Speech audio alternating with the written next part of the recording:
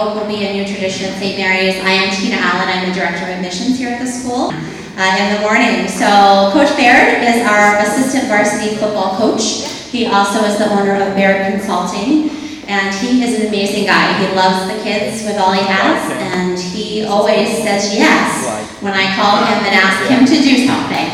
So this is one of those yes. Thank you for coming. This is a unique little social experiment. Our first year, our first attempt at doing something like this at St. Mary's. So your participation, your support, the kids certainly appreciate it. It means the world to us. So again, thank you for coming. So we're going to be talking, we're going to be pitching 10 to 12 minutes per team. Q&A for about 10 minutes. You see the way that they're going to be evaluated, right? So some of the things that we've taught in the course, hopefully it's stuck, and you'll see that come through today.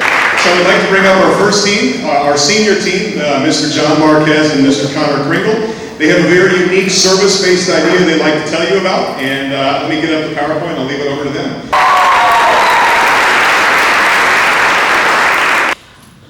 Is anyone in here hungry? Well, what if I told you that you could have any food you wanted, customized to your liking, delivered right here in the next 30 minutes? Unfortunately, that doesn't exist in Annapolis yet, but we're trying to change that. Hello guys, I'm John Marquez. I'm Connor Kringle. And together we are John Cons Delivery. We're seeking web development and potential app development. Our donation for charity would be Fish for a Cure, and John Marquez is going to tell you guys a little bit about that. So Fish for a Cure is a non-profit organization, and it was started up by a group of friends in 2007.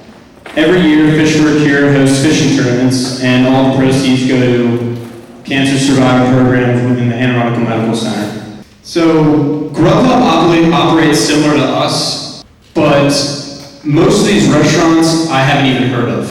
And I know for sure as a teenager, I don't want to spend a minimum of $35 on Indian food. Here's the solution. Guys, we are a web-based company where you can ask for food, customize to your liking, and have it delivered anywhere you want in Annapolis. Now, we deliver it to your doorstep, and all there is a delivery fee. And you guys are probably thinking to yourself, who's your market? Who do you think is going to buy into this process? Are the teenagers and the young adults in Annapolis. According to Annapolis.gov, there's over 38,000 people here, and 45% of those are our target population. So when using John Cons Delivery, it's pretty simple. First, a customer goes online and chooses what they want to eat from a full list of options. Then, delivery expectations are sent to the customer via text or email. Finally, the food is delivered on time, as expected, and the delivery fee is paid. Expand all throughout Annapolis, and we think one of the best ways to do that is through social media, especially how big social media is nowadays. These companies make money, and lots of it. However, none of them are doing it in Annapolis. We believe that John Cons can be the start of something new. How many orders per day are you expecting to see? Good question. So far in Annapolis, we're going to keep it small, but as a company starting to want to do as many as possible. With this huge screen, a keyboard, and a ton of apps, I can get a text and write back right away, no problem. It's like I barely even have to look at it. Hi, I'm Timber Berzins. And I'm Gerard Berzins. And I'm Jamie Romo. And we are Car-Free. So for those of you who don't know, the Wounded Warrior Foundation is an organization that helps veterans across the United States. Here's our problem. In the United States, 25% of all accidents are caused from texting and driving. So you might ask, what's our solution? So here it is. We're going to develop an application that disables texting while the car is in motion. And we're going to have a reward system that rewards you for good behavior. There are approximately 8.5 million teenage drivers in the United States. So what does it do? It inhibits distracted driving while earning rewards. And so our audience, we are looking here at teenagers and their mothers and fathers. So step one, the teenager gets in the car, turns on the app, and leaves it on while he is driving. All other applications, except for emergency phone calls, will be disabled, so this driver will not be distracted. Step two, when the trip is over, the application will send a notification to the parent saying that their child has arrived safely, and give other key statistics like miles driven and speed. Step three, for every mile driven, With the app open, teens receive 10 cents in their account from their parents via online payment like PayPal. Step 4. For every dollar that's transacted between parent and child, Carfree will take 15% as its fees to upkeep the app. So how are we going to promote this app? We thought a great start would be to put this app in advertisements in some of the most popular magazines that parents read, such as People, Men's Health, Fashion, Southern Living, etc. What stops my team from getting in the car, turning on the app, and just driving around town to make some money? Well, gas. No team likes to pay for gas. Myself included. It's a struggle, it's a pain, all the above, so. Okay. Who knows Kevin Durant, for the Golden State Warriors? This kid plays for Team Durant, one of the best AAU teams in the country. This kid has phenomenal talent, but I don't know if he'll play at the next level without a resource like D1 Tutors. Is a website designer. And my charity is Alzheimer's Association, mostly because my grandma has Alzheimer's, and they also use 77% of their annual expenses for the care, support, and further research for Alzheimer's. So, there's 3,500,000 high school seniors in the U.S. There's 210,000 high school seniors who want to play sports in college, and 10% of those seniors will not play because they'll be academically ineligible to play. So my solution is a website that matches a student athlete with the tutor who plays the same sport in the same area with each other. So my process for my website, the first step is the student looks through a list of tutors that matches their preferences through a questionnaire that we will ask them. Step 2, they find the tutor that they want based on their preferences like money, sport, age, location.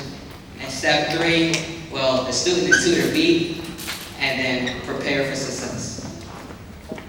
So how will I make money? I'll take 20% of what the tutor makes. If the tutor makes $100, for example, I'll receive $20, which is very generous because some of my competitors take 60% of what the tutor earns. So, in conclusion, D1 tutors make D1 athletes. You mentioned wanting to partner with the PTAs and other associations. Have you thought about other student athletes that may also be on Honor Society as potential helpers in identifying those students? That's the first question. And the second question is, have you thought about partnering with acts such as Coach Up, where there's a residual, where they offer the weekend coaching for the AAU athlete or D1 athlete, and you come in right with them and do the tutoring while during that session and so forth? Okay, I'm gonna answer the second question first. No, I haven't, but I haven't thought much about that, but when I'm building the website, those are some things I will think about while creating it. But to your first question, I have thought about kids in the Honor Society. I also want to talk to my school, St. Mary's first, because we have kids in the Honor Society who also play sports. Then I'll go to local schools and ask their principals and athletic directors about their Honor Society and see if they want to do it. So yes, I have thought about it. My name is Ali Everhart. I'm a sophomore here at St. Mary's, and I'm here to introduce to you Scratch Baking Company. My company has actually kind of already taken off, but for any of you that bake in the kitchen, cook in the kitchen, or maybe even vigorously midnight snack, you know how quickly your kitchen can go from clean to an utter wreck. And I've run into many difficulties, especially when it comes to baking 300 cupcakes for St. Mary's. So I'd really like some funding so that I have access to a commercial bakery and equipment. Cupcakes, cookies, cake. And we all know the only real reason you get married is just so you can have the giant cake. But what if you couldn't have them? What if for you, death by chocolate became more than just a dessert, but a reality? Ladies and gentlemen, meet Cassidy, 14 years old with a food allergy for every year. Yes, folks, 14 food allergies. Here's some statistics for you. Every 3 minutes, a food allergy reaction sends a child to the hospital.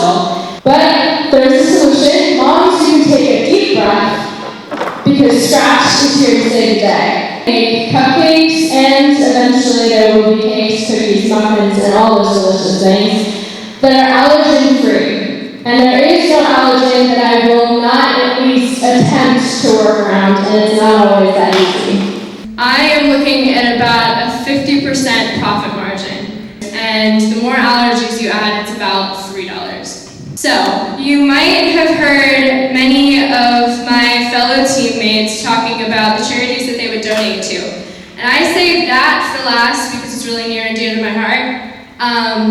I would be donating to a charity called Operation Smile, which deploys surgeons and doctors all around the world to offer safe surgery to children that suffer from cleft palates. So, yeah, here you go, Scratch Baking Company. So, what kind of competition would you have, locally? I mean, are there other people who are doing this at all, or talk a little bit about what your competition might be, because I would think other people might be trying to move into this field. I didn't hear you talk too much about it. From really all I can tell, the biggest competition is really like Caroline's Cakes Annapolis and Sweet Trees Patisserie, and from what I can tell, they really only cater to gluten-free, but I haven't seen dairy-free, at least not very often, and I have not seen any competition that cater to allergens to the extent that I do. The moment of truth. Let's see how we did. Scholarship, donations to charity, which is pretty awesome. And we'll go ahead and, so with a total score of 73 points out of a total of 100, this was very, very, very, very close. Everything was very close. 73 points. Mr. Dane Blair, our third runner-up, give it up. Our second runner-up, give it up for Car Free, Jamie Romo, Tim Burgess, and Gerard Burgess. Total of 74 out of 100 possible points. This was very close also. The winning team, in this case, had a final score of 85.5. In addition to the scholarship prize, in addition to the charity prize, of course, my firm will be donating the legal certifications to go ahead and get the business started. So the LLC paperwork, et cetera, et cetera. We're also going to be starting with a brand identity and a website. That's kind of what my company does. So let's make this real. So I'm going to say the words of a Beyonce song, and then you're going to fill in the last word. Ready? We ready? Who runs the world? Girls, give it up, Rally.